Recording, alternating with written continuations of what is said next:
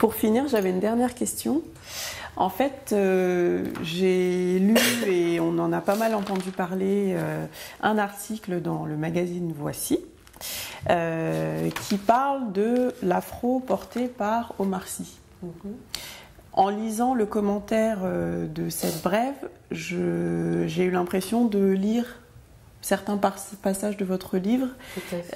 Donc je voulais avoir votre commentaire sur cette brève. Donc il dit Omar Sy, donc il frise le ridicule, donc on parle de son afro. Hein. Donc être acteur, c'est un métier qui demande des concessions.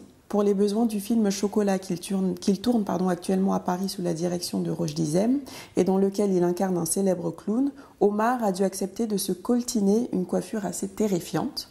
Avec cette boule à la Jackson 5, il devrait faire rire les petits-enfants.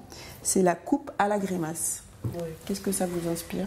Moi, je trouve que la personne qui a écrit ça est un grand primitif. Et il faudrait qu'on le lui dise. Je trouve qu'en 2015, c'est inacceptable qu'un magazine grand public s'autorise à dire des choses comme ça. Mais je trouve une autre chose. C'est qu'on peut s'autoriser à dire des choses comme ça quand on parle des Noirs. Parce qu'on parle des Noirs en toute impunité et qu'il n'y a pas de... Même quand il y a des gens etc., qui rouspètent, etc., ça ne tient pas vraiment en conséquence parce que le groupe du Noir est un groupe dominé et qu'on peut effectivement produire ce qu'on veut et dire tout et n'importe quoi sur lui. Donc quand on dit que Omar Sy frise le ridicule alors qu'il porte un afro, qui est une coiffure adaptée aux cheveux crépus, ça signifie qu'on retombe dans le primitivisme des colons de l'esclavage qui n'avaient pas jamais eu contact avec les cheveux crépus, mais qui ne comprenaient rien aux cheveux crépus ni au corps noir.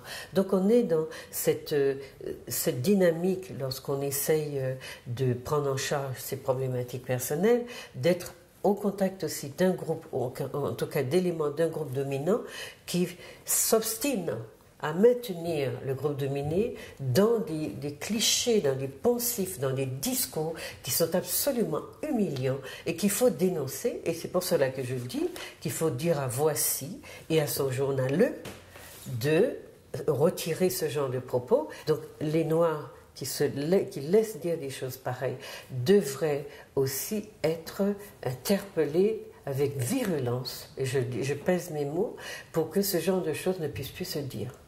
Voilà. Merci beaucoup Juliette Smeralda pour vos réponses. Merci beaucoup. Merci.